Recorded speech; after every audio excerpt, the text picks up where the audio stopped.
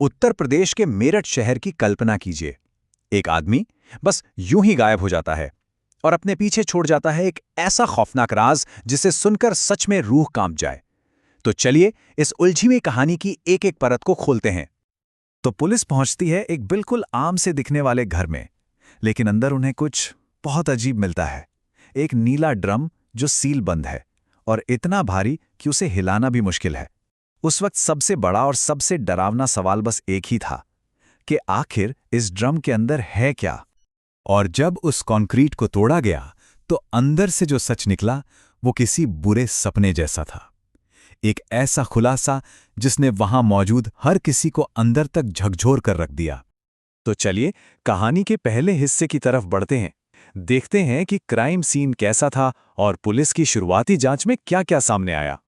Police के लिए घर का जो नज़ारा था वो बहुत ही बेचैन करने वाला था। मतलब एक तरफ तो घर इतना साफ था कि यकीन करना मुश्किल हो, हद से ज्यादा साफ। लेकिन हवा में एक अजीब सी भारी गंध फैली हुई थी।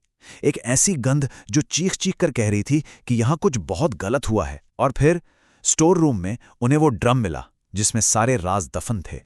चलिए अब थोड़ा सा पीछे चलते हैं। देखते हैं कि कैसे एक खुशहाल परिवार के दिखावे के पीछे धोखे का एक पूरा जाल बुना जा रहा था।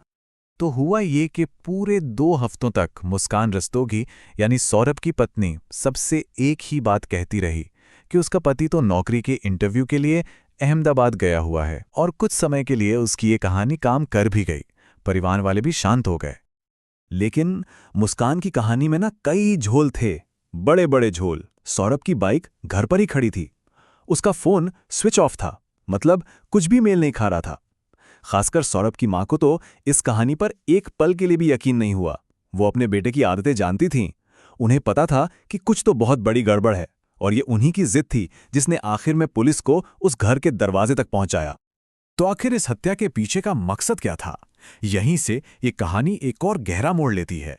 एक गुप्त प्रेम संबंध और एक बहुत ही अजीब, एक मनोवैज्ञानिक खेल की कहानी जिसने इस पूरी खूनी साजिश को हवा दी। इस कहानी में अब एक और किरदार की एंट्री होती है, साहिल शुक्ला, मुस्कान का स्कूल का दोस्त। दोनों फिर से संपर्क में आए और उनके बीच एक ऐसा जुनूनी रिश्ता बन गया जिसने उन्हें इस भयानक अपराध की तरफ धकेल दिया। और यहीं पर ये कहानी एक ऐसा मोड़ लेती है जिस पर शायद यकीन करना भी मुश्किल हो जाए। सोचिए, साहिल को हत्या के लिए तैयार करने के लिए मुस्कान ने क्या किया?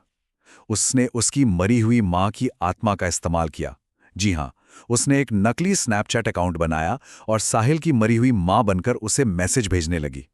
उसे ये यकीन दिला दिया कि उसकी मां की आत्मा उसे हुक्म दे रही है कि रास्ते के कांटे यानी सौरभ को हटा दो। तो चलिए अब उस खौफनाक रात की तरफ चलते हैं। देखते हैं कि कैसे इस पूरे अपराध को एक एक करके कदम दर कदम अंजाम दिया गया। देखिए, ये कोई गुस्से में अचानक किया गया अपराध नहीं था। ये एक सोची समझी ठंडे दिमाग से की गई साजिश थी। 3 मार्च की रात को मुस्कान और साहिल ने अपने प्लान को पूरी सटीकता से अंजाम दिया। पहला कदम, नशीला खाना। सौरभ को उसका पसंदीदा खाना लौकी के कोफ्ते परोसे गए, लेकिन उसमें नशीली दवा मिली हुई थी। जैसे ही वो बेहोश हुआ, मुस्कान ने साहिल को इशारा किया। फिर हुई हत्या। दोनों ने बेबस सौरभ पर चाकू से कई वार किए। इसके बाद शव को ठिकाने लगाने के लिए उसके टुकड़े किए गए ताकि वो ड्रम में फिट हो सके। और आखिरी कदम, ड्रम को सीमेंट से भरकर हमेशा के लिए सील कर दिया गया। और इस बात से अंदाजा लगाइए कि ये प्लानिंग कितनी गहरी थी। हथियार, एक लंबा कसाई वाला चाकू। मुस्कान ने इसे हत्या से ठीक कुछ दिन पहले खरीदा था और बहाना क्या बनाया? चिकन काटना है। कितना कितना साधारण सा बहाना था ये कितने भयानक काम के लिए। अब आते हैं इस कहानी के सबसे चौंकाने वाले हिस्से पर। कातिलों की बेशर्म छुट्टियों से लेकर जेल में सामने आए एक ऐसे अध्याय तक जिस पर यकीन करना नामुमकिन सा लगता है। जरा हत्या के फौरन बाद उनके बर्ताव को देखिए। पछतावे का एक निशान तक नहीं था। वो दोनों शिमला और मनाली छुट्टियां मनाने चले गए।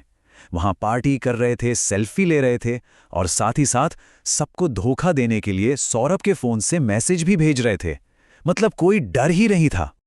और फिर वो पल आया जब झूठ का ये पूरा महल ताश के पत्तों की तरह ढह गया। मुस्कान के अपने पिता को ही उस पर शक हो गया। जब उन्होंने उससे सख्ती से पूछा तो वो टूट गई और उसने सब कबूल कर लिया। मुझसे बहुत बड़ी गलती हो गई पापा, हमने उसे मार डाला। सोचिए उस बाप पर क्या बीती होगी। पर उन्होंने वही किया जो सही था। वो अपनी बेटी को सीधा पुलिस स्टेशन ले गए। सौरभ राजपूत, उसका जन्मदिन था 25 नवंबर को। अब यह सुनने में एक मामूली सी जानकारी लगती है ना? लेकिन यही तारीख इस केस के आखिरी और सबसे हैरान कर देने वाले मोड़ की वजह बनी। अपनी गिरफ्तारी के कई महीनों बाद मुस्कान ने जेल में एक बच्ची को जन्म दिया और जन्म की तारीख थी 25 नवंबर, ठीक वही दिन जो उसके मारे गए पति सौरभ का जन्मदिन था। ये एक ऐसा इत्तेफाक था जिस पर कोई कैसे यकीन करे। ये शब्द सौरभ की मां के हैं। मैं मौत की सजा चाहती हूं। उसने सिर्फ मेरे बेटे को नहीं मारा, उसने तो उसका वजूद ही मिटा दिया। उनके इन शब्दों में उस परिवार का वो गहरा दर्द और वो तबाही झलकती है जिसे शायद हम समझ भी नहीं सकते। और ये कहानी हमें एक बहुत ही मुश्किल सवाल के साथ छोड़ जाती है। वो बच्चा जो इस पूरी त्रासदी के बीच पैदा हुआ है, उसका भविष्य क्या है? क्या वो न्याय की कोई किरण है, एक दर्दनाक विरासत है, या फिर ये भी किसी धोखे का आखिरी दाव है? ये ऐसे सवाल हैं जिनका जवाब शायद सिर्फ वक्त के पास है।